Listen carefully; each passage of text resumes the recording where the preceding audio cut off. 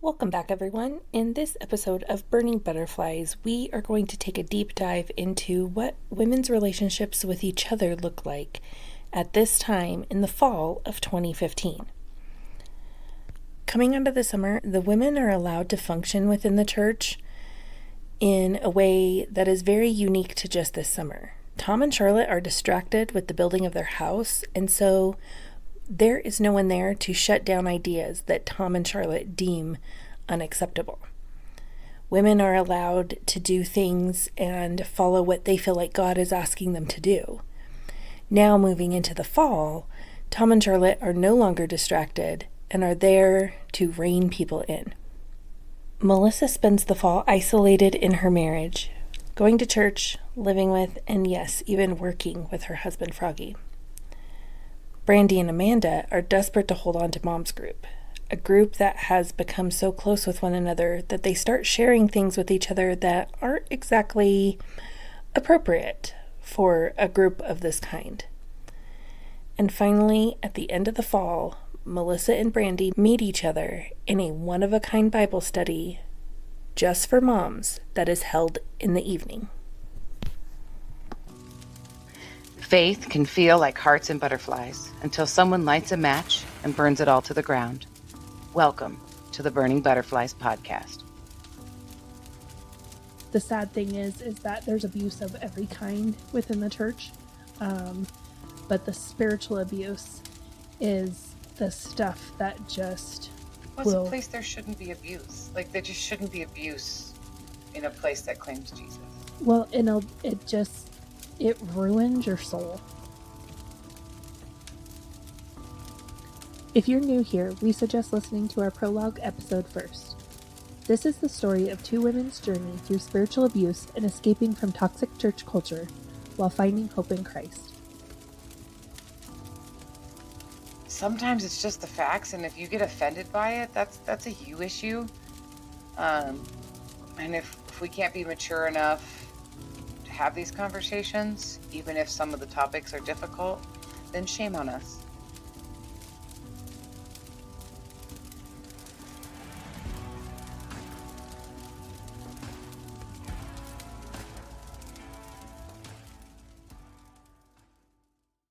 I want to remind everyone of just how all of the stay-at-home moms are feeling at the time.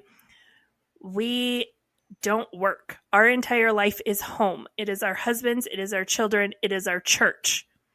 And so we are being told that we should have this sense of purpose and we should have this fulfillment that comes with being a wife and a mother. And when you don't feel that, you feel like there's something wrong with you. And so we automatically latch on to each other because we help each other feel validated. If you think about the fact that, like, in the beginning of this particular year, there's a lot of devastation. We had like the death episode, and there's a lot of big traumatic events that go on. And then we have our women's retreat where we actually, for the first time, say out in the open, we're going to talk about things that aren't hearts and flowers and butterflies. And then now we're halfway through the year and you have this great cohesive event where your church, family has come together and there's like this sense of thriving and providing. And then you have the big family push and the barbecue. And so, keep that in mind as you go, yeah, this is right where, the women were at in this church environment. Like, it was like, I don't know if you could have scripted it any better. Like, I think if you were going to write a movie and be like, what motivated these women to push them into this place? Look at the events that took place from the beginning of the year. It's like perfectly scripted. Exactly. And so we all start sharing these things with each other. We're sharing personal things. We are talking about our sex lives with our husbands. We are talking about our struggles with parenting. We're talking about our struggles in ministry. We are talking about all of these things. We have a mom who she comes out and lets all of us know that all of her kids have a different father, when we all assumed it was the youngest kid, she's with that dad, and we all thought we thought they were all just like the rest of us, like you get married and you have kids. And so not only did it come out that her kids have all different fathers, like her and that guy aren't married. And so, I mean, we're sharing real stuff with each other, and we are sharing stuff with each other that if it is said in different circles, it could cause big problems for several people. And we have this mantra of like, what is said in mom's group stays in mom's group, and we have to have each other's back. And the problem is that when you have that cohesion, but then you have this shift. We went through this phase of, we didn't tell anyone no. Everyone got to go through the summer and do exactly what they wanted to do. Now we're moving into fall, and we're starting to do other things and other events, and we start getting in trouble because now Tom's house is close to being finished, and he is not as distracted anymore. Well, and I want to say too is we have each other's backs too. When this woman says that she has 3 kids with 3 different dads, the first thing out of my mouth is, well, I was a hooker too, which now looking, I said too, real nice. But I say, like, I was a hooker too, and I would have had 9 kids, but I was infertile. So, like, we have her back, and there is no judgment. And after I say that, everyone around the table says, me too, me too. And everyone admits that they didn't get married and have their first kiss in the honeymoon suite. Like, everyone's very honest at this point. And so in that, it brings up more honesty to talk about our husbands and what's really happening at home, more so with like the requirements of a Christian woman and sex with her husband. Mm-hmm. That's the main thing, because we all have very young kids. So we, within a year, get to a level of intimacy and knowing things about each other that normally would take a normal relationship probably 5 years. And we all have trauma backgrounds. So we're super fantastic choices to counsel each other. Exactly. So we have these relationships are built, and like, it's not like all of mom's group. Like, it is a very natural thing of like the woman who's leading children's ministry, Brandi, and I, the 3 of us kind of gravitate more towards each other. So the 3 of us are more honest with each other. There's another group of like 2 or 3 women that kind of jive a little bit more with their personality. So they're a little bit more honest with each other in a more, individualized setting. And so we are sharing things with the whole group that still is not appropriate, but it's not like, we have 10 women sitting around and talking about like if they did or did not have sex with their husband the night before. Like, that's not what was going on in those groups, especially because like we have kids in those groups, but well, and you have to remember, like, the moms group begins, everyone gets there, there's a lot of kids there, we don't really talk about anything, just kind of like, woo, we made it was a rough morning. But people have to start leaving to pick up kids from preschool, take kids to kindergarten. So as the people that are kind of on the outside of that group leave, the people that are in the core of mom's group stay. Or like, I would leave and go take my youngest and another mom's youngest to preschool. Like, we would switch off. And I would go get Jolynn from preschool if Amanda needed. So some of us would, because we didn't want to go home either. Yeah. Well, So and you would come back. Like, that's a big, right. Like, some of these women would be like, I'm taking him to preschool and then I'm going home. Those of us who are desperate for this interaction, we would leave and then come back. And then our kids love it. So the ones that hadn't been there all morning, they want to stay. And we really don't want to go home because the only thing waiting for me at home is laundry and Veggie Tales.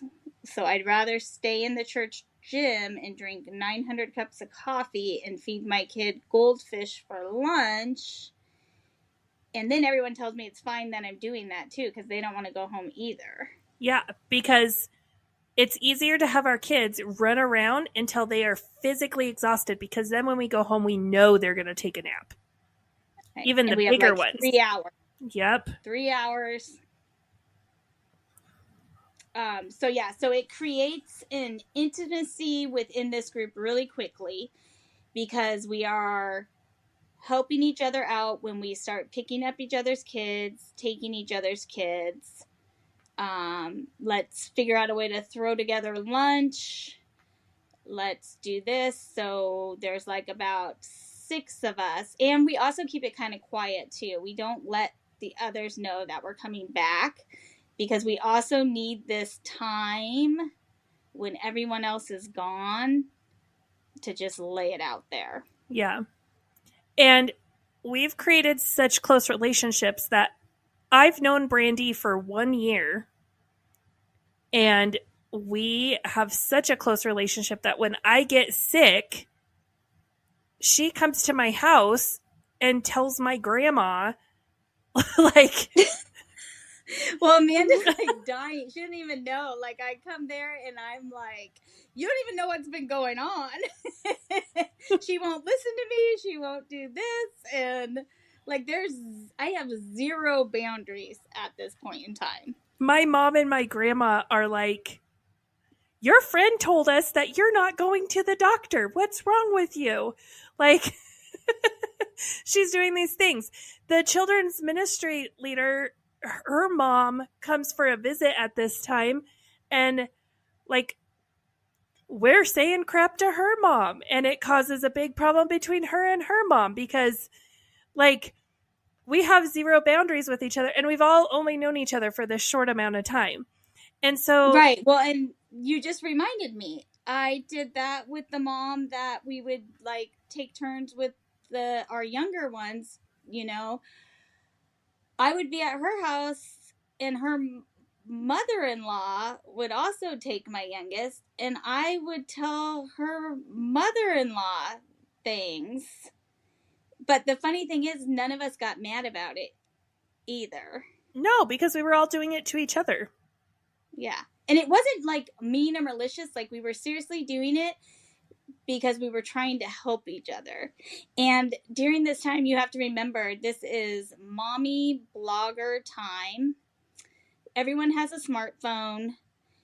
So we have so much information. And when our kids were born, this is the time where anything you need to know, you Google it and you get so much information. You are an expert on everything. You're an expert on why formula is bad, gluten is bad, whatever you decide is bad for your family, you have documentation to back it up.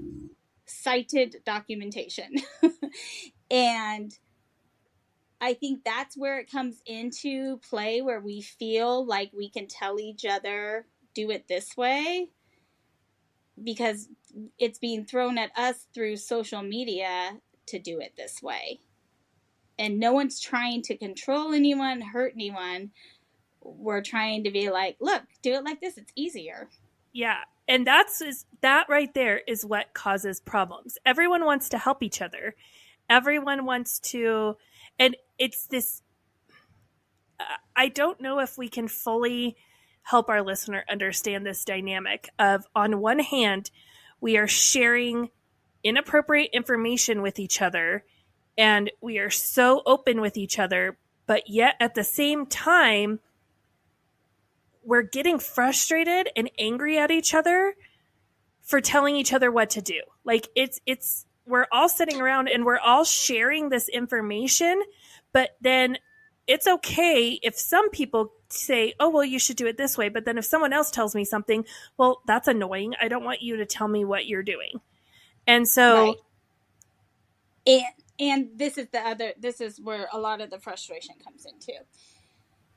Why we are saying we're sharing inappropriate information, it's not because we shouldn't be talking about these things. It's because we are sharing things that you wouldn't share with someone that you worked with for a year. You know what I mean? Like, it's just the level of intimacy is so high and so raw. And so I tell you, I may get the stage for 30 minutes at Mom's Group, and I will tell you something my husband has done, and everyone at that table is going to be like, he's an asshole. That shouldn't have happened. Give me all their advice. Then later on at 6 p.m., we meet at the church office for a Bible study. And when we're going around the circle asking for prayer requests, I say, I just want to pray about how thankful I am that my husband is seeking the Lord in all ways. So everyone that sat at the table in the morning is basically like, what is wrong with you? Why are you just said this? Why are you saying this? yeah. And I was on the giving and receiving end of that. Well, and I think like, okay, so I like to like psychoanalyze situations like this, but exactly. But like, honestly, if you really think about the fact that you have this overarching narrative of what the perfect mom, the perfect housewife, the perfect Christian woman is supposed to be, and everybody's trying to attain that. And then everybody on the other end is, showing their real, but somewhere in between there, like everybody's like, you must not understand my situation, because if I'm listening to you and you're telling me things that are like going on and you're like, I believe it. But on the other hand, then I'm like, well, then it always comes back as a personal, like people will turn that back on themselves, and especially women, because we're all comparing, how we feel on the inside and what's going on behind closed doors to what you're actually showing on the outside. And so even if you're like, yeah, I have a mess, the other woman is like, well, your mess can't be as bad as mine because my mess is so bad. We're not even getting to that point where you can stand up on stage and say that.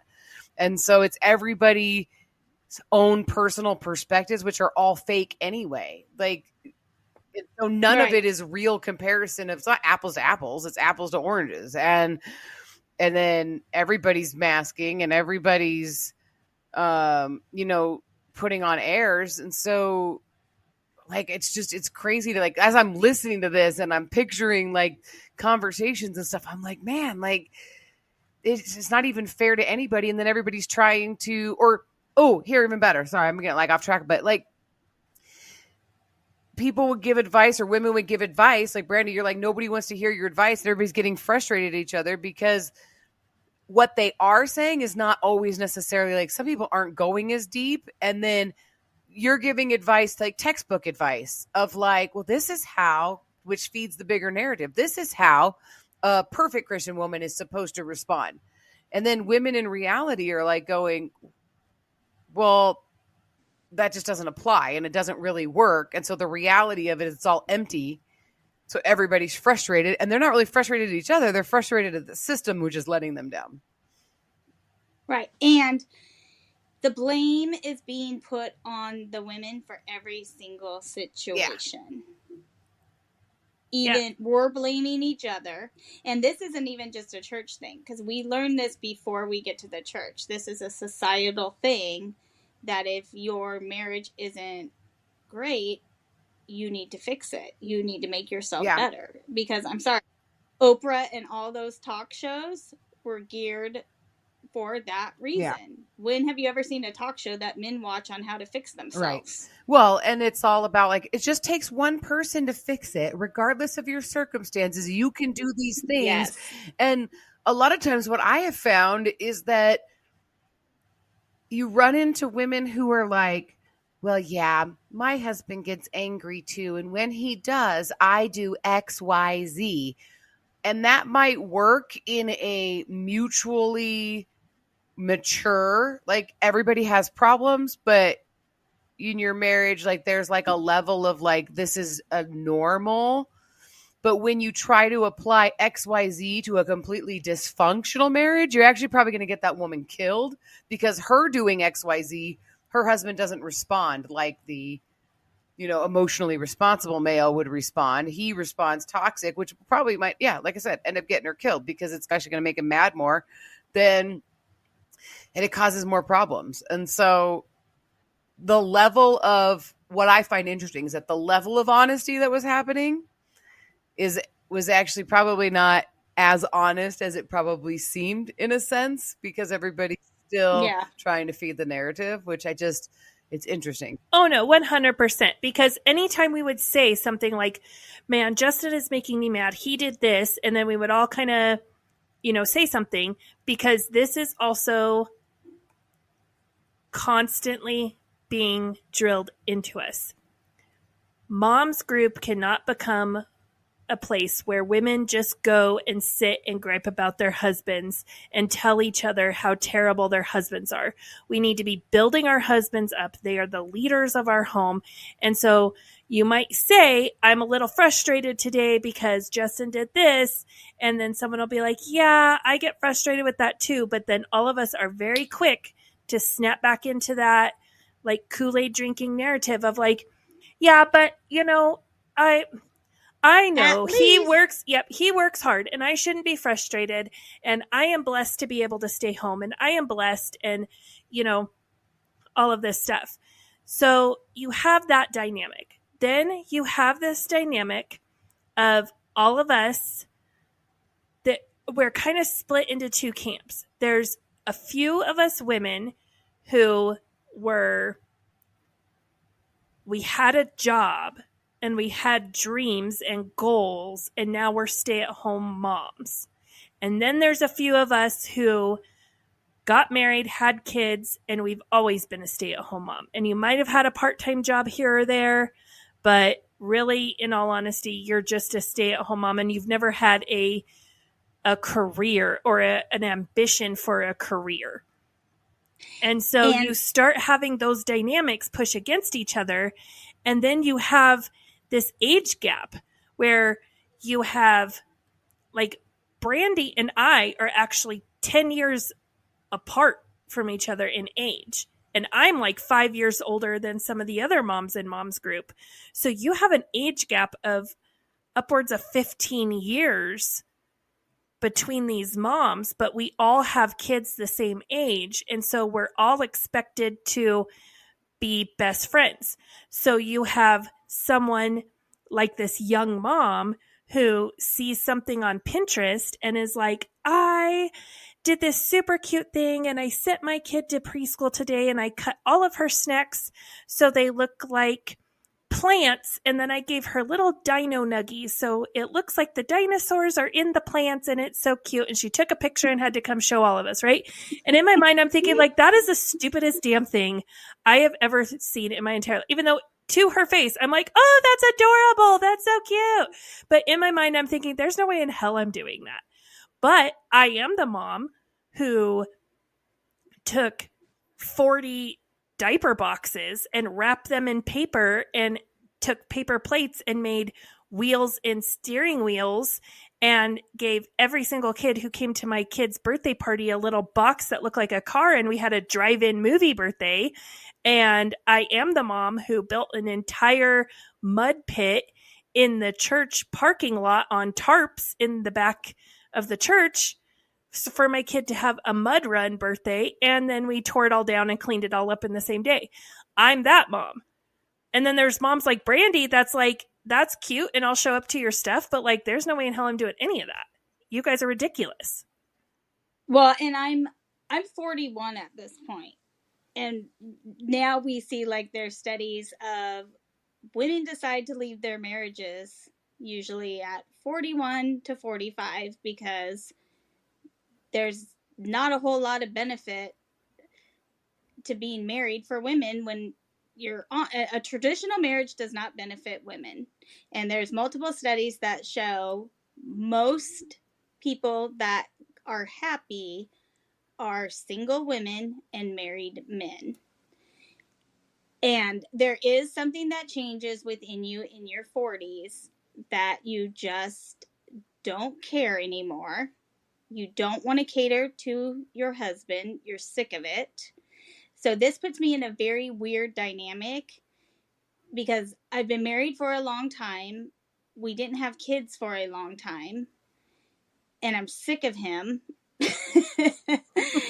And now I have to be best friends with someone that really I could be their mom. So they annoy me. And I don't filter anything. So when she says, because at first I'm like, okay, you made flour sandwiches. All right, whatever. But then you tell me you have trees and crap too, and the dinosaurs are going to walk through their lunch. I'm a teacher. So I end up saying, you just made that teacher's life miserable. That kid's going to play with their lunch and not eat with their lunch. So I like basically burn that woman's hopes and dreams down, and the only dopamine she's getting in her household, because let's be real, why is she doing that? It's a dopamine fix. And above anything else, she wants the teachers, the adults at the school. Yes, you want your kids to feel special, but you want other adults to be like, wow, she's a good mom. Look how great of a mom she is. And you just told her that teacher is going to be like, you're stupid. Right. As a lower elementary school teacher, the moms that we love are the moms that say, here's my kid, peace out, and walks away. Yep. We're not impressed with your monogram backpack and matching socks and shoes and outfit and whatever. No, thank you. But that's a whole nother thing. But that's just I am at a different stage in life, but because I've had my kids so late, I'm in this dualistic spot in the church of I have to pretend that I'm 25, freshly married with children. But in reality, I'm 41, I have had a career, I have had my own house, I have had a house with my husband, and I wanted my kids more than anything that I would say this stuff in Mom's Group. Like, I would have kidnapped one of your kids. Melissa, you had 5. I would have freaking taken Gracie and not felt bad about it at all. We wouldn't have noticed. We would have seen her on Sundays. Hey, kid, nice to see you. Yeah. I would have seriously kidnapped her from you. She would love that. I should send her to you now. No, Brandy's like, you're like one of her favorite people. Like, and yeah. Like, you text me that you're watching Gracie. Love Island, and Gracie is watching Love Island, and I am now watching Love Island so that I can hang out with her. So we're all in the. She's watching. Yeah, that's the best thing. We have like binges. We're binging, but I'm always like, yeah, Brandy's watching this too, and Gracie's like, I love that woman. Well, I need to be able to live text her while we're She just walked down the stairs. She goes, heck yeah, we're locked in. Okay. But that's the thing is like, so that type of relationship, that whole interaction right there, we weren't allowed to have those types of interactions because never, ever could we admit that we're watching Love Island.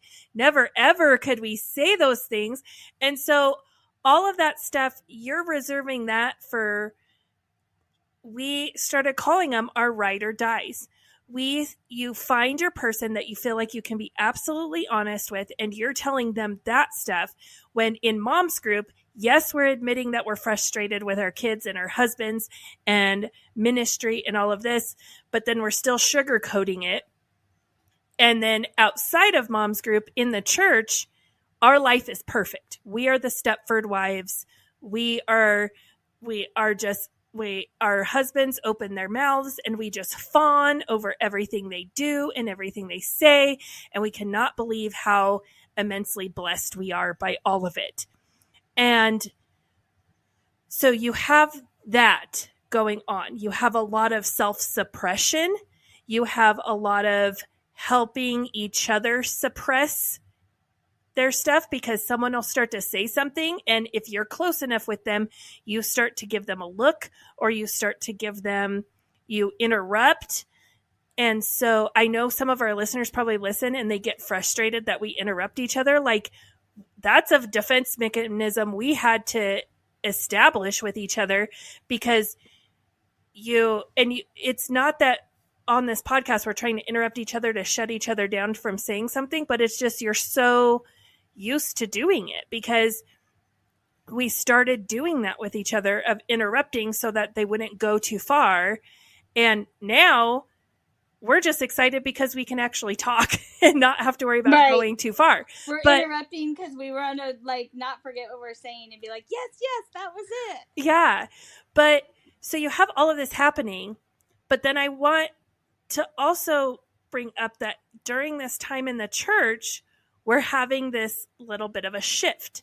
So all of these women we form Moms Group, and Moms Group really grows big after Agency D3.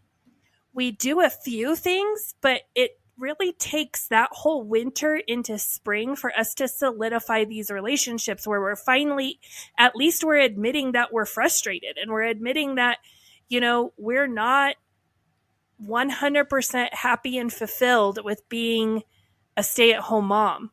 And so it takes 6 to 8 months for us to build that, right? And so then we go into this summer where we all feel like we have each other's backs, and then we don't tell anyone no at VBS. And so these women are excited to serve. And then we start to move into the fall, and we're shifting, and there's other things that are going on in the church, and women are being told no, really kind of for the first time with them serving. And so they're getting frustrated. They're getting frustrated because they can't do what they want to do in ministry. They're getting frustrated because, like we've talked about, those dynamics of your Pinterest stuff is stupid. They're starting to get annoyed with each other. And then really the big match to the dynamite in all of it is that mom shares that she's not married. All of her kids have different dads. She is really struggling with this because, remember, you have to also keep in mind this gallons and gallons of Kool-Aid we're taking in of you have to do this the right way. You have to be the right type of Christian. And so she is guilt-ridden with the fact that she's not married. He's not ready to be married yet. He has no desire. He's like, why? We got a good thing going. Why do we need to get married? What is that about?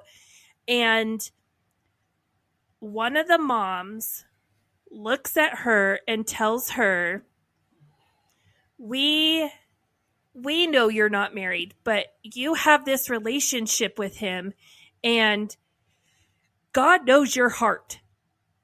And God knows that you, in your heart, you love him and you are committed to him. And so I think God sees your heart, and God sees how you want him to be your husband, and you want him to be the head of your household, and you're living in that way. I think God views you as married. And us tried and true Kool-Aid guzzlers were we looked at each other as that was the wrong color. That's not Kool-Aid. Right. That's not right. But we don't speak. We're shocked. Don't say anything. We wait until. Sorry. This woman is spiritually mature. She's also being invited to the elite Bible studies that none of the rest of us are mature enough to be invited to. So there is a pause for a second where all of us are like, wait a minute, did she really just say that? So we don't say anything and we wrap it up. And then we don't go say home. anything. We wait till everyone leaves to take their kids where they're going. And then Brandi, me, and the children's ministry leader are like, that was so wrong. That was so wrong. But Brandi, you brought up these elite Bible studies because the children's ministry leader was in this elite Bible study. So there is a master life group for just women. It's touted as this is the spiritually mature master life. This is the, like, you have to be invited to this master life. All it is like when master life was first created, when Tom took it way back, like, I don't know, when Jesus was like a sophomore, whenever Tom took this Bible study, it was like in binders, and you bought, like, you printed it off and then like you put it in these binders. Eventually, Master Life became mainstream, and Lifeway put it into a Bible study form, a cute little booklet, right? So this, all it is it's Master Life before it got turned into a booklet form. But they toted it as this is the leadership version of Master Life. Okay, hold on. I'm going to stop you right there for just 1 second. Hold on, because I'm sorry. Hold on. I just need some clarification because at first Brandi said these elite Bible studies, and I was like, what are you talking about? There were elite Bible studies, but are we at the time where that version of Master Life, the original version of Master Life, was offered to them? Like, when does that come in that the whole church did, or was it offered as the leadership to do that version, or was Yes. So invite only. Yep. It was invite only. So how this happened was Tom took it like in the binder, right? Well, then we get the booklets. Well, the booklets are easy. Okay. So we start using the booklets. Then there starts to be these grumblings. Like we talked about, like after the big, huge church growth, there are these grumblings. We have to focus on family. We have to focus on cohesion. We have to all be together. We're all serving the Lord. We're all there's a bigger, greater purpose. So there was one woman who was part of like the OG Come As You Are group, who was there like in the beginning and took Master Life out of the binders in the beginning with Tom.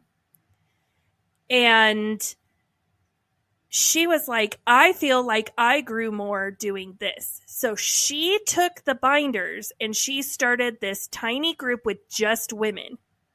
And that's this group that these moms group ladies were going through at the time.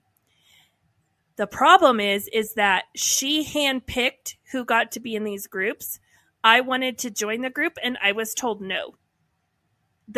I'm sorry, the Bible study's full. We're full. I'm told no. I'm annoyed, but I'm like, whatever. I'm told no, you could keep your stupid fancy Bible study. Like, that's fine. Okay? Like, there was other people who it legit hurt them that they were told no when it got out that this group had formed. The same thing that was happening in Mom's group, where if you guys did anything and it got on the radar of Pastor Tom that people's feelings got hurt, you had to open up the things you were doing in Mom's group. And not even Mom's group. Like, yes. Mom's group was there. But if you and Brandi did something outside of Mom's group and it got to Tom that people's feelings were hurt, then you and Brandi would be wrong and you would have to do those things with the entire Mom group. This lady also, who was having this secret Bible study society for years that only her and her friends were doing, which is fine, whatever, who cares? But when people started to get their feelings hurt because it came out, then the whole church had to do it. Is that basically what happened? Yes. Okay. Yes. Yeah. It had to be offered to everyone. Because who cares if she's having a Bible study with her friends? Like, who cares?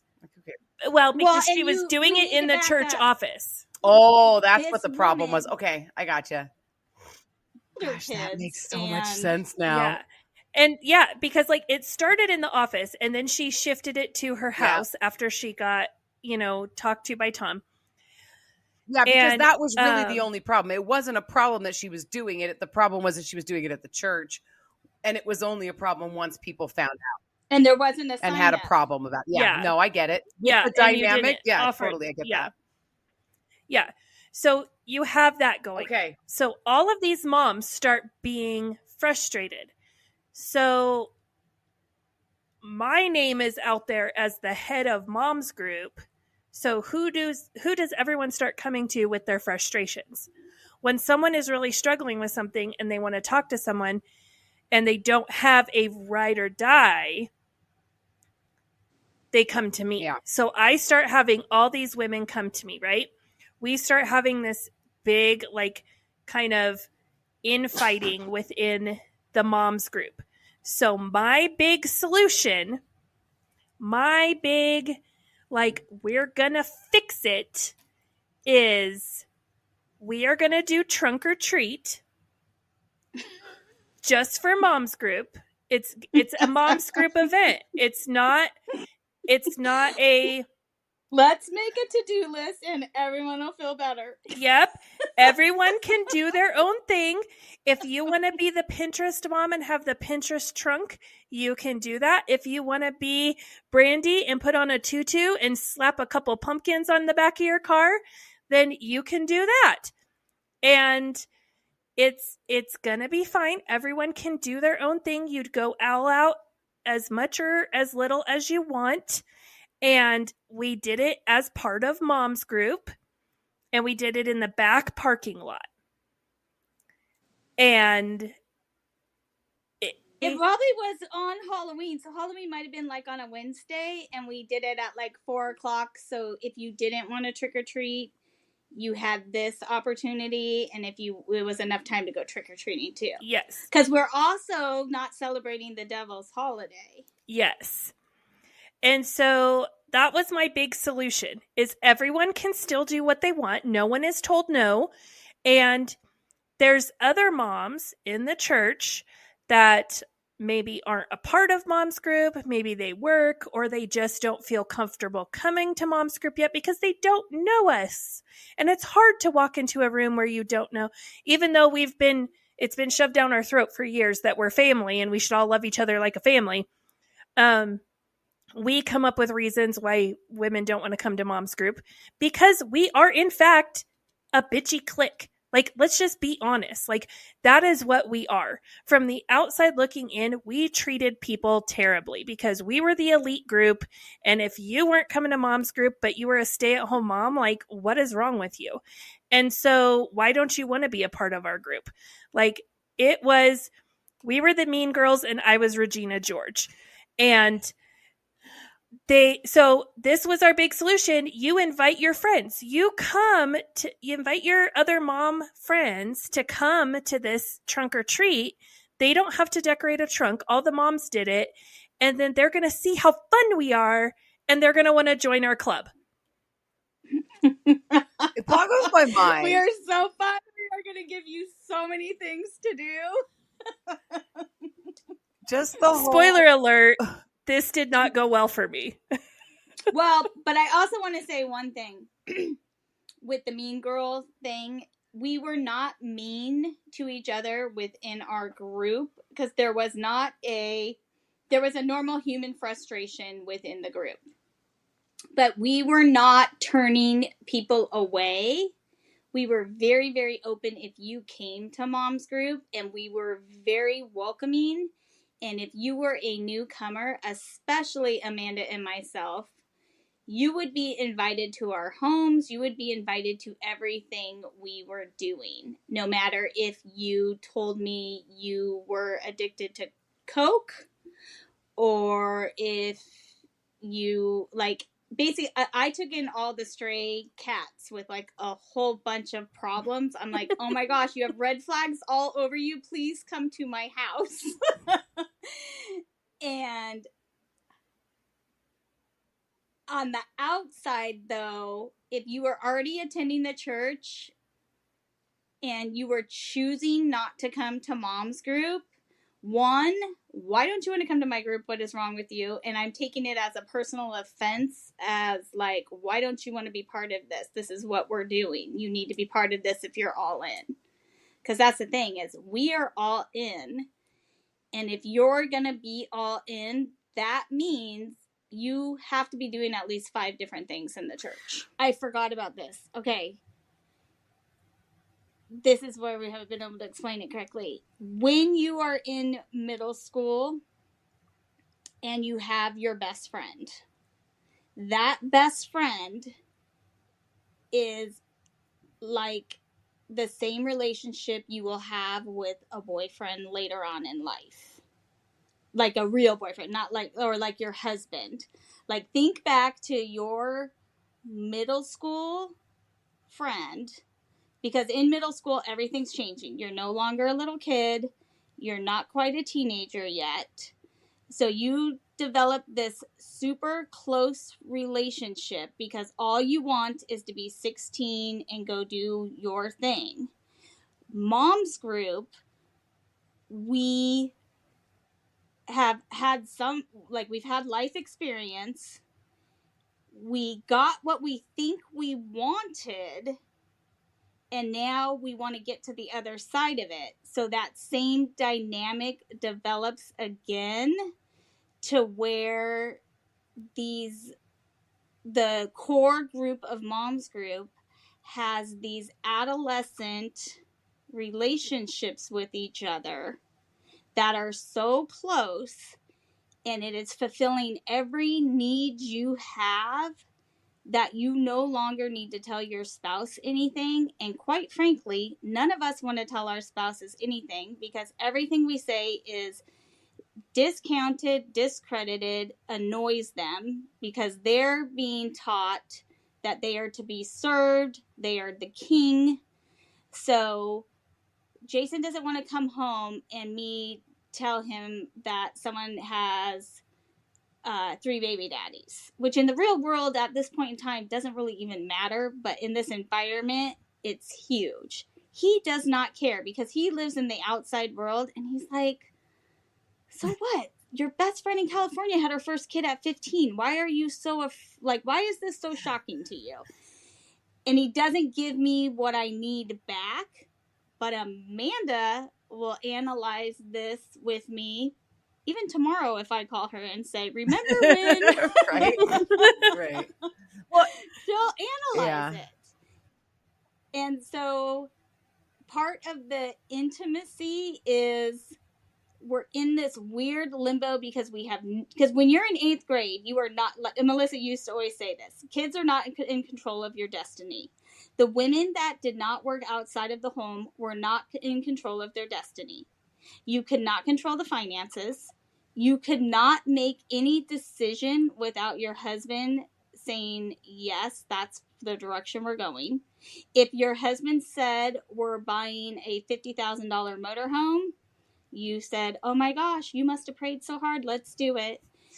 You were an adolescent. Yeah. You have no driver's license, basically, no credit card, no autonomy at all. So of course these relationships are gonna grow so fast, and you're gonna be so close. Also, because just like when you're that age, your parents are really watching over you usually, and Charlotte and Tom are watching over us. Well, and I think about my daughter. She's like, oh, my mom is so annoying. My dad is so annoying. Like, our husbands are so annoying. Yeah. Like, do I doubt that my kid loves me? No, not at all. She loves me, but because our autonomy was taken away. Yep, you're absolutely right. But there's one more dynamic that I want to say. Women cannot be friends because of Mary and Martha. Because every time women are friends, you're going to have a Mary and you're going to have a Martha. And so that would be, you were constantly being told to not be a Martha. And so I'm a Martha. And if you have a Martha influencing other women, the other women are going to get real mouthy too. So that story in the Bible is twisted to explain why women on their own cannot monitor themselves. So they can't be friends. And also, this is why we can't have small groups, is because the Marthas are going to take over, the Marys are going to lose focus, and then it's just going to be chaos. Well, And that elite Bible study group was all the Marys. yeah. Well, and what the ones who just want to sit at the feet of Jesus and bask in his glory and talk about the hearts and the flowers. Yeah, but what I think is interesting is that you have this this public group, right? You have the public group of Moms Group, which is put out as this is the banner ship of what women can do in the church. It's supported by the church. We have this Moms Group. Everybody's welcome. But even within your Moms Group, these small little nuclei, nuclei.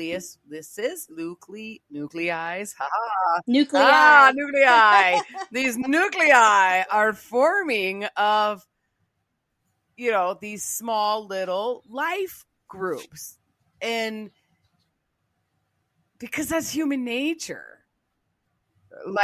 Well, and to tell women that you can't be friends with other women is the most detrimental thing to women's health, because the way women communicate and what women need, you can only get from another woman. You can't get from a man, and you especially can't get it from your husband. And then you think about the narrative of the church of the anti-gossiping narrative, and really the ultimate thing is just to keep women apart so that the truth doesn't come out. Ultimately, that's where all roads lead. So, well, and gossip is what we know as the word gossip is very.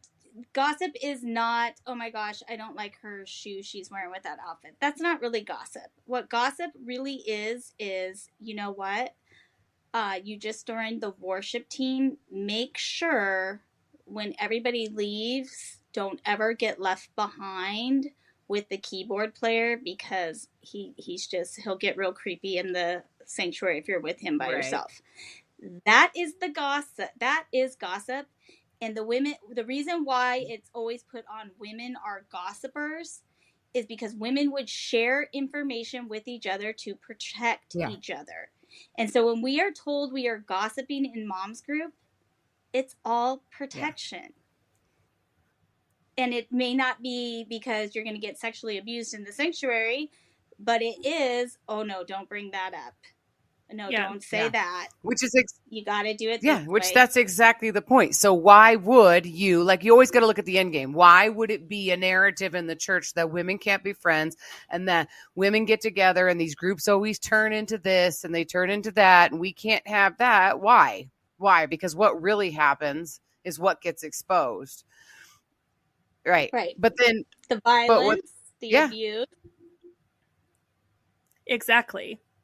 So this lady gets a talking to, and she has to move her group to her house, right? We do a trunk or treat, and someone doesn't get invited and finds out about it after the fact, and they're dirty mad. And so they run to Charlotte, and my feelings are hurt. I didn't get invited. All of this stuff. It's a grandma with raising her grandchild. Who doesn't attend Moms Group. Who doesn't attend, has been invited numerous times, and has every excuse under the sun.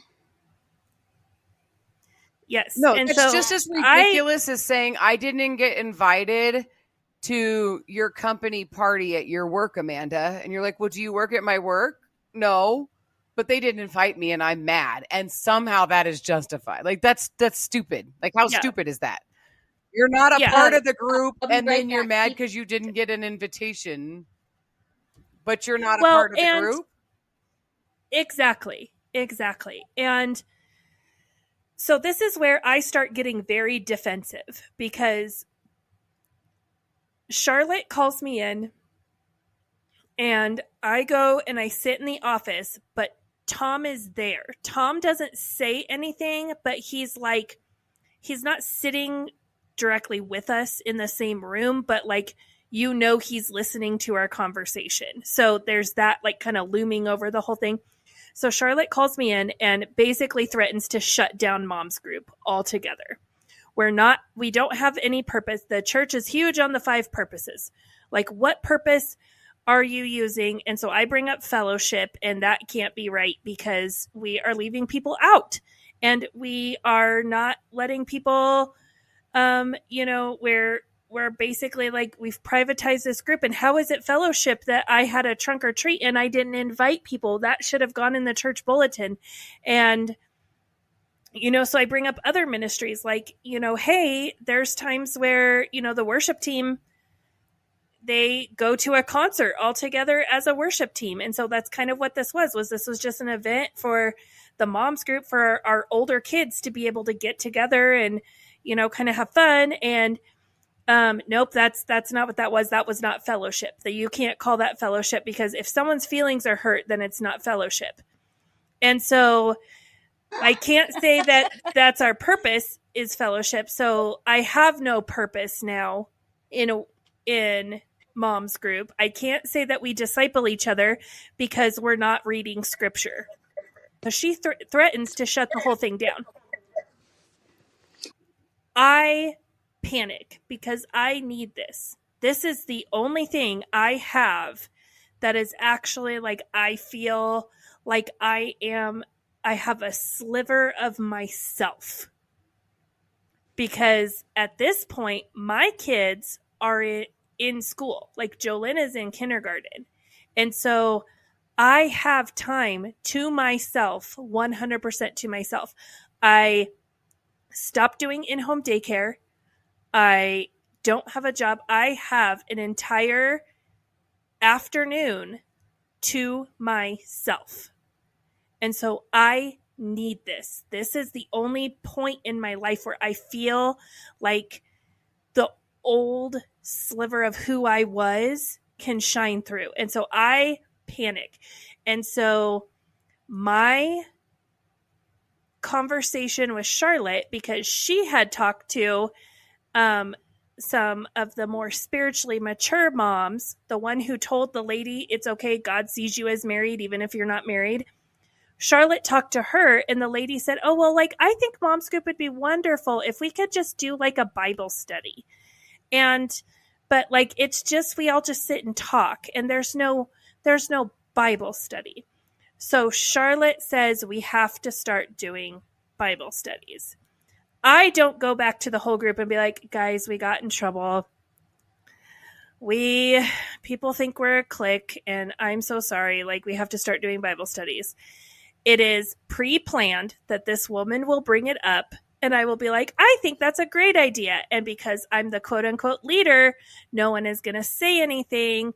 There's a couple other women who are in on it, so they're going to chime in. Yeah, that'd be great. And so I slowly let this other woman take over the leadership of Mom's group. I'm still the one who has to show up early and turn the heater on and get the snacks out, and I have to stay late. Pay for coffee, pay for snacks. I still have to stay late and clean up everything and mop the gym and all of that kind of stuff. But this woman, when everyone's there, she is the leader of the group, and she brings up this book, Grouchy to Great, because we have all been honest with each other, and we've all been honest that we struggle with anger. We are mad at our kids. We are mad at our husbands. We are mad at the ministry. And so how do you, instead of let's look at the real cause of those situations, let's dig into the root of those problems. Nope, we're just going to take a whole study where we are going to give you every single verse that the Bible says about not having anger. And for every single verse the Bible says about how a woman needs to be meek and quiet and joyful and cheerful and sweet. And we're just going to read all of those in a concentrated book, and that's going to fix it. Well, and I want to say one thing. During this time period of 1 year, my husband has had 3 jobs. So this is a big part of my frustration. I also am in a panic that my house is not paid for, that I don't have retirement. It is not just my husband throws his dirty socks on the floor. It is so annoying. We are sharing infidelity, financial, trust issues, all kinds of real things. And now we are being told that by sharing these things, we were bad Christian women, and now we need to learn from this book that tells you, shut your mouth, suck it up, suck your husband off. Yep. And your life will be better. And do it all with a smile on your face. Because God loves a joyful heart.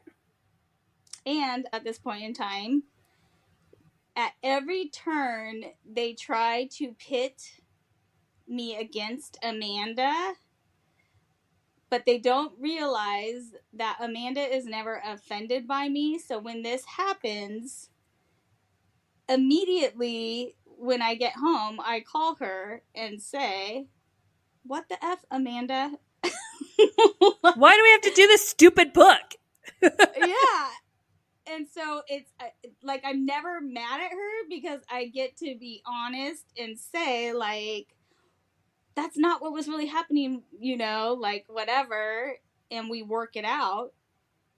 And honestly, if we could have told Mom's Group, this is how we're getting along through all this garbage, if you just be honest with your one person, none of the stuff that happens in the future would have happened. Yeah. But we are pitted against each other. It's so important because we need this dynamic, because Brandi and I are in this mom's group, right? But there is a whole nother subsidiary of how women are abused in the church. Yes, the things that we went through were abuse, the way the church uses women and pits them against each other and all of that. But an even, I think, a more detrimental problem is the isolation of women.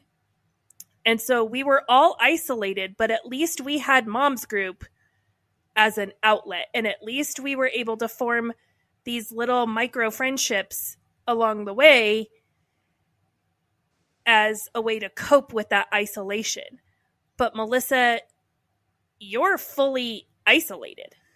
Yeah, like, because during this time, so, you know, Froggy and I worked for that family that had lost their son in a tragic accident.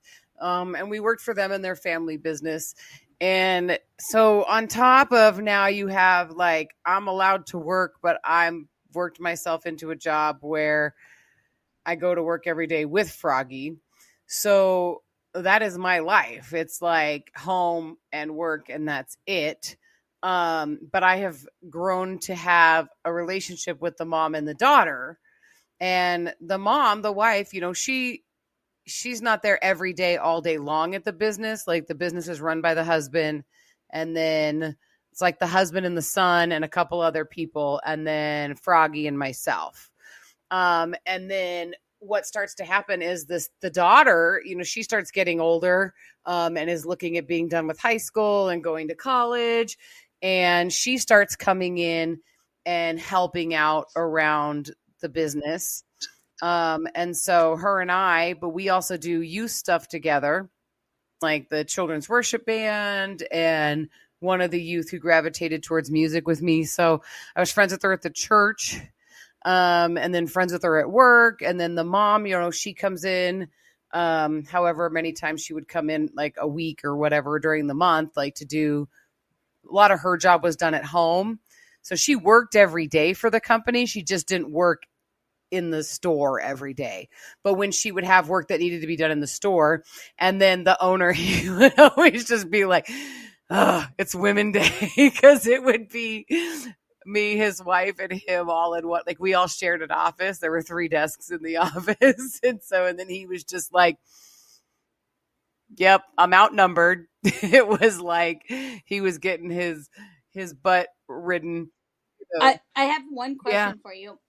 This daughter is treated like she's 10 to 15 years Yeah. older than she Yeah. is. Yeah, because Also, she like was, that's I mean, very she was important. homeschooled and she's very much like, I mean, she is more mature, but it didn't help that she was being like, we had no interplace between high school and marriage. Like there's no college age group. There is no, and if I think about it, really, there was no talk of education after high school. And I feel like this consensus was very fundamental where the girls, because I have daughters, and I feel like we jumped on the bandwagon of you're raising your daughters to become wives and moms, not have careers and be future anything but a wife and a mom. And so youth group was a struggle enough within the church because Tom didn't like youth group, but then there was definitely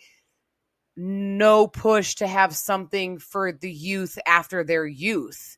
And a lot of that I felt like was blamed on the demographic of we live in a bedroom type community. So we're not a place where people come to work. We're not a place with secondary education that is like within our backyard. It's local and it's around us, but most of the kids that go through our school system here and graduate high school move away and go to college they don't stay. And so some of that I think is true that the demographic kept that age group away from us. But at this time we had a population boom. And so I understand in the past, if you didn't have kids who were staying around and that you needed to find something for them, to be a part of. But it was really at this time that we had this population boom. So we started talking about how are we going to integrate these kids from youth group into what's next for them. And the only answer the church came up with was the next thing is like, we were talking about marrying some of these kids off. Like, what business did we have as a church? Like, if two kids thought each other was cute and you caught them kissing behind the baptismal on a Friday night, whatever, like now you're talking about they're going to get married. Like, and adults were in on these conversations. Like, Oh yeah. Well, I went from in May you're a youth and I treat you like a youth. And in August you are now a full-fledged adult and you're going to participate in women's ministry or children's ministry. Pick one. Yeah. And I start interacting with these 17, 18-year-old girls the same way I interact with you guys. Well, and then it eventually gets them to be at that level too. And it eventually gets to the point where we don't even wait for them to graduate high school. As soon as you're done with your freshman year of high school, we start treating you that way. Right. And it causes a problem within the women's ministry too, because these girls are not at a point to really be fully engaged in what's going on within women's ministry, the things that happen for women who are like, you're talking about a totally different mindset of people who've been married and have had life experience, have had kids, and not that everybody's had the same experience, and it doesn't matter what physical age you are, but you're talking about a life experience versus a kid who's never seen anything outside of high school. And you're going to try to integrate these. But to your point, Brandi, this girl got up and spoke to women at women's, like she spoke at retreats. Mm-hmm. Like she taught as she was 30 years old and she was 17-year-old was teaching 30 and 40-year-old women Bible studies. Well, and if your oldest, Melissa, would have stayed in the tight bubble of come as you are, not ventured out anywhere, it would have been the same thing. Yeah. And I think like I do represent a little bit more of like the working woman, because like my individual isolation just came from, the bad marriage that I was in and that narrative. But like so my friends became this woman and her daughter. I mean, like I still consider them really good friends. And like some of the best times we had, like we all went out to dinner one night and went and got piercings. Like that's what we did, and that was, No, they were that great. was our little like small group adventure. Like, but it was so much fun. I always wanted to be a part of Mom's group, but if I didn't get I'm not a stay-at-home mom. And the times that I was a stay-at-home mom, like, yeah, the Pinterest mom and stuff, like it drove me crazy on one hand, but completely balanced on the other hand. Like I wanted to be the cute little mom in the matchy outfit with her little baby with a little bow and cutting the sandwiches into trees and flowers and have my little organization. I mean, even with Amanda, like when I first met Amanda back in the day, it was like she had chore charts and organizations when you had your daycare, and like I need to be that. Like there was always this desire to be this type of mom. And so, and I didn't have a problem we were with all having a career, and I didn't have a problem with being a working woman. Like this is what's really odd to me is that like I'm good at what I do, and I've been very successful in the things that I've pursued. And I wasn't allowed to enjoy a lot of those things because I was being fed such a BS narrative that it didn't matter because I wasn't a stay-at-home mom, because I wasn't just a wife and a mom. Like if I had achieved this perfected level of being a wife and a mom, my whole life would matter.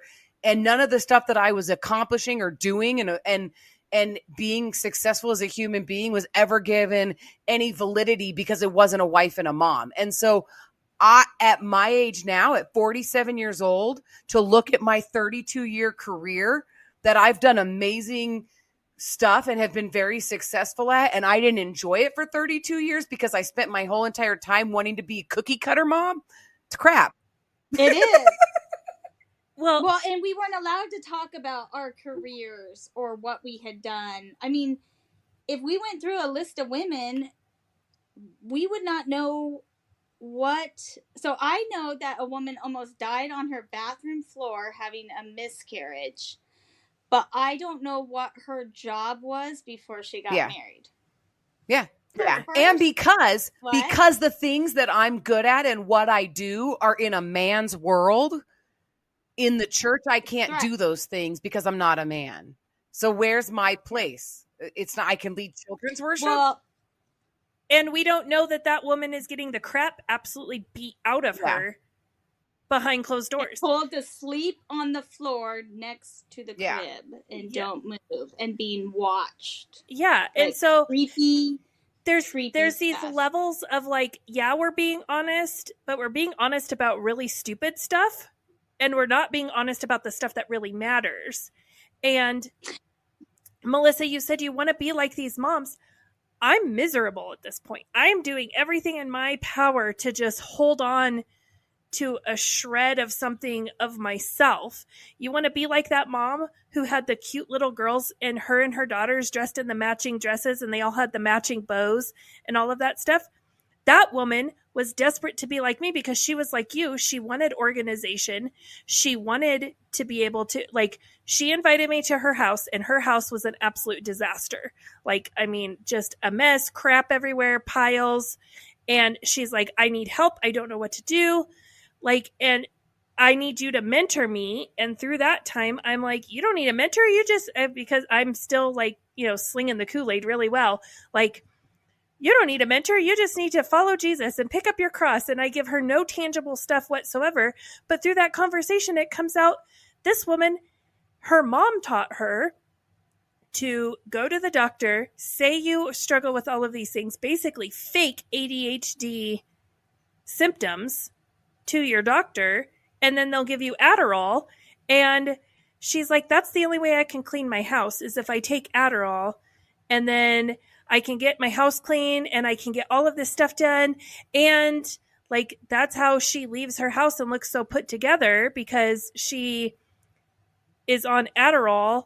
And she's like, oh, and by the way, like, it helps you lose weight too. Well, yeah, because you're like, basically you're like, you don't have ADHD. So the way your brain chemistry is reacting to this, you're on speed. Like, that's what you're doing right now. That could have served mom's group so much I wish better. she would have just told me. I was like, man, her and I would have been BFFs. See, I really did want to be like that mom. No. But I mean, like, but that's the thing, though, is you have like a divide, a huge chasm right down the middle of women. You've got working women and you got the stay-at-home mom women. And on both sides, everybody's buying into some stupid narrative. So they're all miserable. And that, you know, like, I think you guys had problems with women being mad because they couldn't make it to 10 a.m. on Wednesday because, well, I have a job, you know, but then you're so tired and you have to be at home and doing all the wife stuff at home. You can't have a 6:30 at night Bible study because then your husband's bad. Like, the only time as a woman you can go out and do something for yourself, you have to make sure that either you can take the kids along or it doesn't impede on your husband having to really watch the kids or be involved. Like, that's, you can only be gone for 10, 15 minutes. So I totally get that you guys would want to stay all day because your kids are there. And you're like, who cares? He'll be home at 5. I got to be home by 5. He's going to walk in the door at 5:02. As long as I'm home. No, by 10, I gotta, you know, I got to be home. I have to be home at 4:02. Yeah. So then I can speed clean everything. I can rush all of this stuff so that it appears as though I have been home and been productive all day long. And I wasn't just sitting in a gym talking to my friends. And then all these working moms are pissed off because they don't have that. Exactly. Well, Amanda would say to me, like on Tuesday, Monday or Tuesday, I'm going to make meatloaf on mom's group day. So she would be like, you need to make meatloaf. So then we can stay, do whatever. This is exactly what you're going to do. Take out the meatloaf. And she gave me like her family cookbook. But she would still have to tell me every time, this is what you're going to do. You just mix it, whatever. And like, so, you know, it would be like, make sure your dinner's ready before you go. Make sure you put some laundry in the wash. So when you get home, you can put in the dryer's going. Have your kids put all their toys away because we're going to the church. So your kids will clean up. So then when you get home, the house is all clean. You're going to be in clothes because you went to mom's group. And we would tell other women how to do this as well so that we could keep doing this. And I was able to do everything except for the dinner. So then it became, well, just give me your hamburger and bring over this and I'll make the food and we'll eat at my house. I feel like this time, I like having other women to talk to. I like being able to be open with my stuff and I'm unburdened by that. And that there's now all of a sudden this desire that women want to be in small group with each other. And that we have a lot of women in the church who are like, they want mom's group, but they can't go to mom's group. And so did you guys see different like formations of different groups or like have problems with women who were like? There was different formations. And because I'm in this weird age group, there's a nighttime one that starts. And I think it was started by the lady that she's in the sound booth, but like the sound booth is part of the worship team to the rest of us. So she's part of the worship team. And I don't know if so when Amanda says in like a very small group of women need to, we started this group so other women would mimic it and create different ones. So like if you're a grandma raising your grandkids, you can start a group. And that's the thing is I would get so frustrated because women would be like, I can't come. You should do one this time. Well, do your own. Start your own. You're a bunch of grandmas. That's what I remember. You're a bunch of grandmas. That happening. So that's what I was wondering if this was the season where that started because women were like, well, I can't come at 10 o'clock on Wednesday. I don't even know if that was the time. I'm making that up. But like people are like, I can't come to mom's group. So you're like, well, good. Then you start one at a time when you can go and find other women. Because I remember that being like a big deal. Like that's something in my mind where I'm like, I feel like that started, that whole mentality for women starting groups when they can started at this time. Yeah, because and there was people who were mad and wanted me to start all these different groups. And I was like, you start your own group. I don't have a monopoly on mom's group. I think we should have a mom's group for every type of mom out there. Like, honestly, we needed to have it. And so, like, this Bible study that Brandy's talking about, this lady was one of the very few that was like, oh, you know what? Yeah, I work during the week. I'm going to start a group for myself. And I want it to be known, it is no one new to the church that is complaining. It is people that have been around for years. And the reason they want Amanda to start it is they know if you start something, it requires setup, money, cleanup, keeping in contact with everybody involved, keeping everyone's emotions okay that are involved, taking on all their emotional baggage, having communication with Charlotte. So no one wants to, everyone has an excuse why they don't want to start one of these groups because they've already done something like that in the past and realize how much work it is. So it's easier to blame mom's group. I think one of the spin-off groups that you're talking about, like from this era of mom's group, was it that No More Perfect Moms Bible study? Yeah, because that's where I met Brandi for the first time, like officially. Like, even though we spent a summer planning like curriculum and stuff for worship, there was no like direct, we actually know who, like, I didn't realize. I know, because I forgot that we did that. So it's so weird. Like, because like there is no, like, we were all in this environment together and we were coexisting, but it doesn't mean that you knew everybody. Even if I had a conversation with her in a group a couple times a month, like we did not have a connection. And like we'd be excited to see each other on Sunday, but it was just the like, oh yay, whatever, and then you'd be like, oh, we're gonna sing these songs, and I found this, and I'd be like, oh, and I got this, and and that was it. But then we get to this Bible study, and then all of a sudden, like, that's like the first time in my mind when I'm like, I met Brandi that day, like. Well, and I want to say that at this point in time, I'm having a lot more contact with Charlotte directly.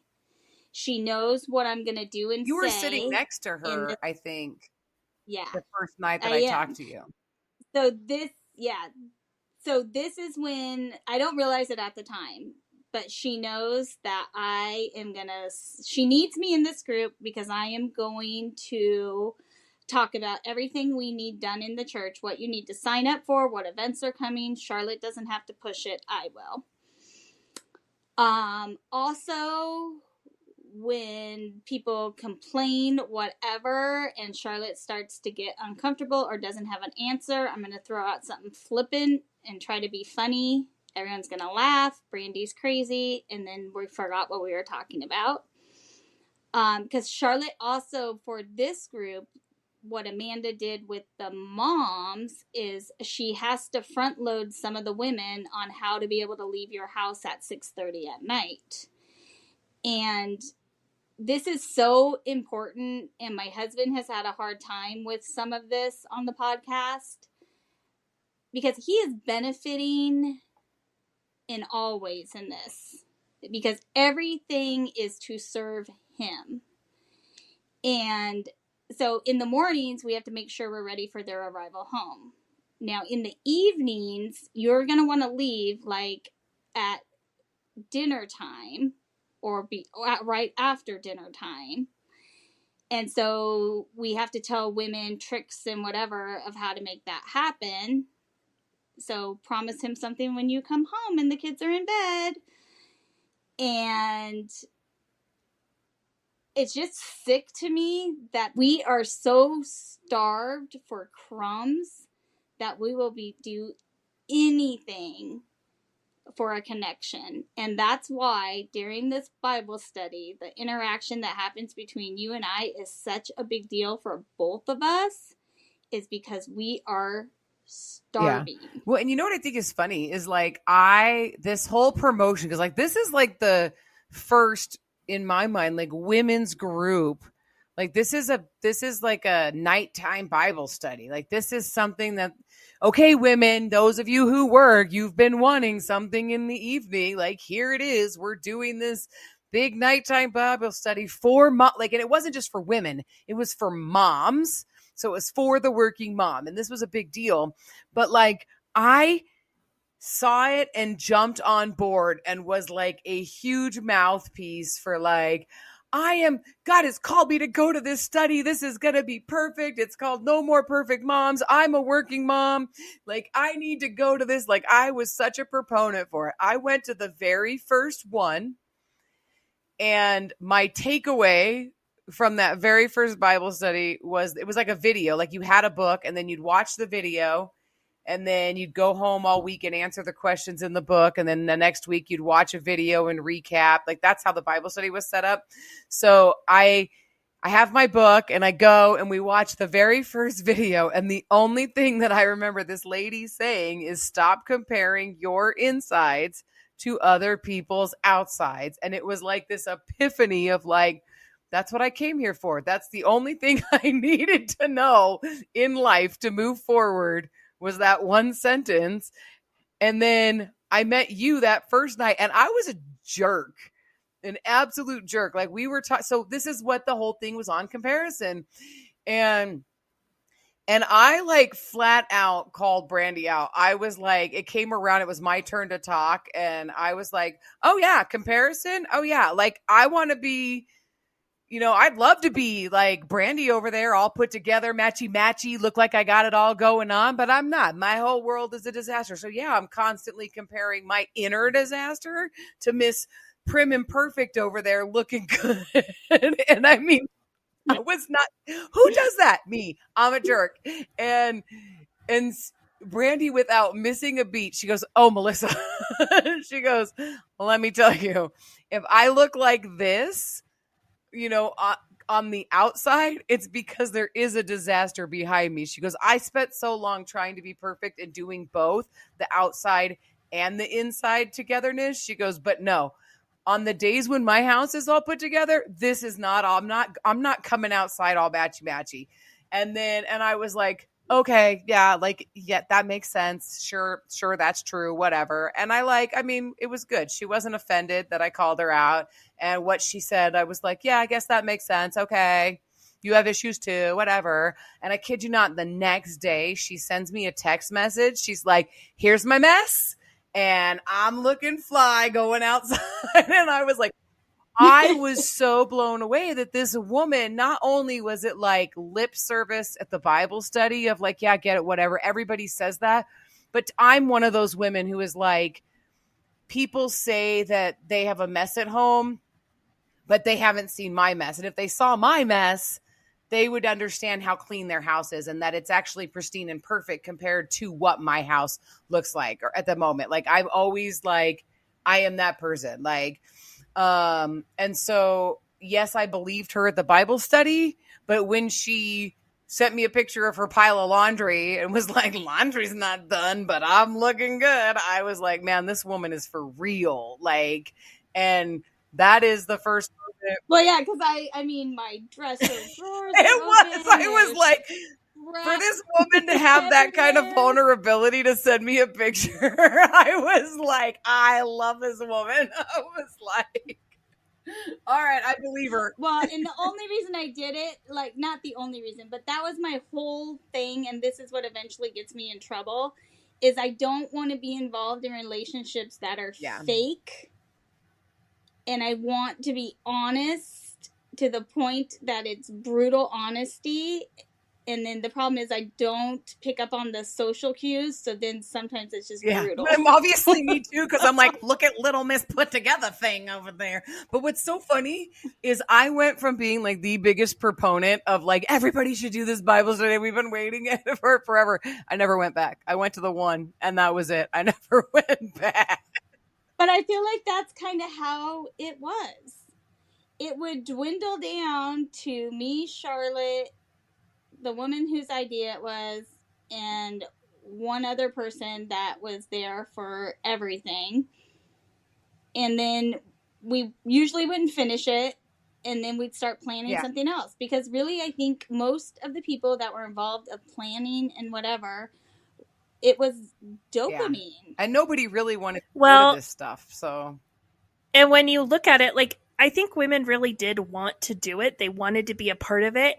They wanted that closeness that from the outside looking in, they saw that mom's group had formed.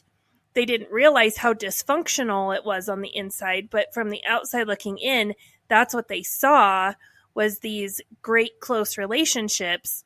And when they weren't getting the return for their investment.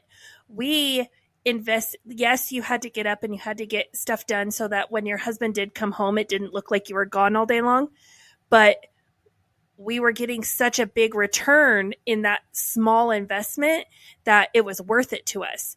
If I had to do that, if I had to get my kids settled and I had to get dinner ready and my husband's been gone all day and now you have to come home and you are the one who is taking care of the children by yourself and I get to go do something, I don't think that would have been, I wouldn't have gotten as big of a return on my investment.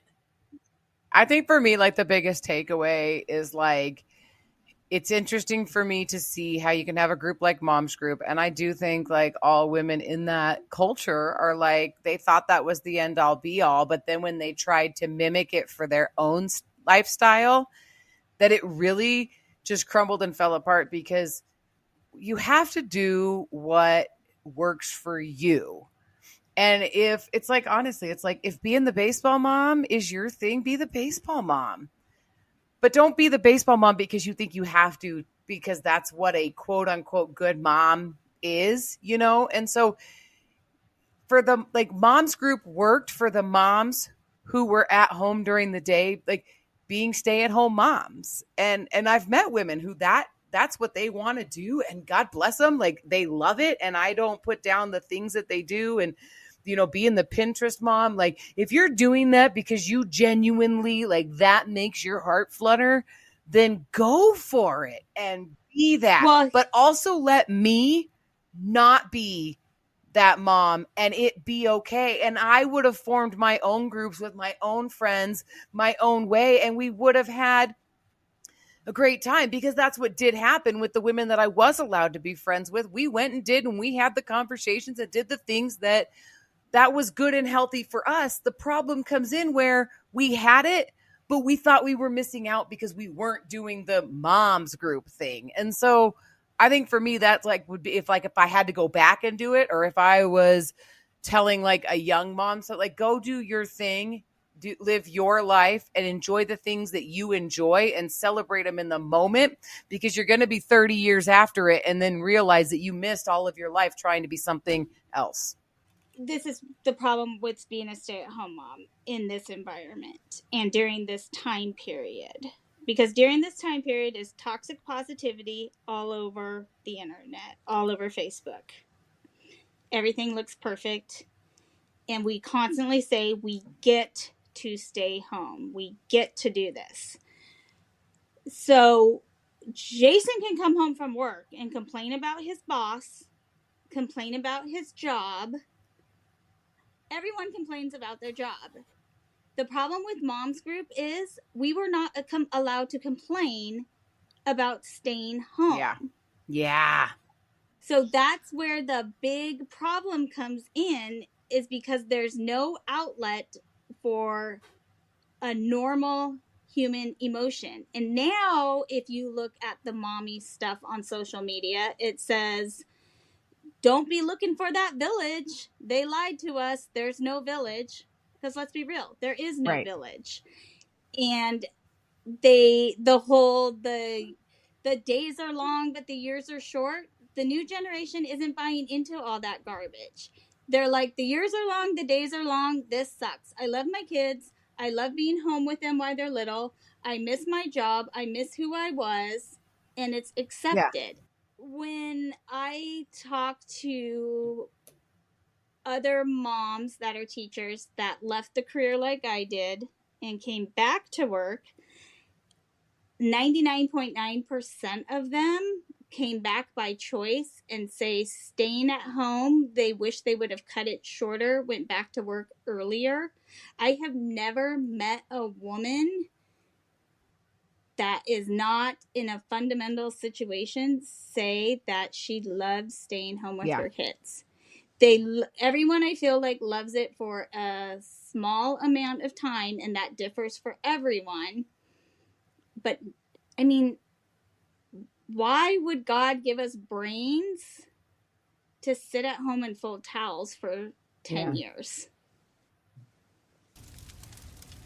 Burning Butterflies is a listener-supported podcast. Today's episode was brought to you by our amazing supporters on Patreon.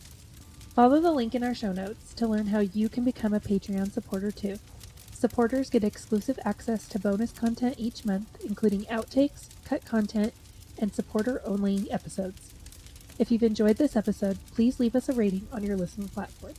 Burning Butterflies is a production of Asha Media. Thank you for listening.